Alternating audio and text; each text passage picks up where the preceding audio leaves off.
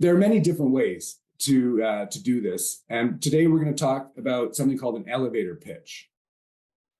Usually everyone's familiar with this idea of an elevator pitch. Would somebody else like to explain the concept of an elevator pitch or an elevator speech? Hello, everyone. My name is Tracy Cooper, and I'm with the Mecca Business Learning Institute, MBLI. And Morning. it is interesting that you say that our mission is to support students in their business, economic, and financial literacy development so they can become the future stewards of the business community.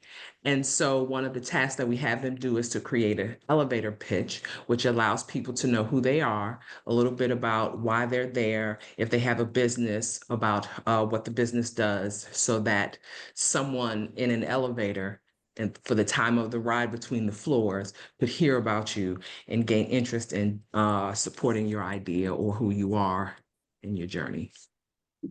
Perfect description. Thank you so much. And I love that you could express your mission statement as you did. And I love how focused it is and actionable it is. And you can really, you'll be able to determine over time how well you're achieving that and your students are achieving those goals of that mission statement. So thank you for sharing that.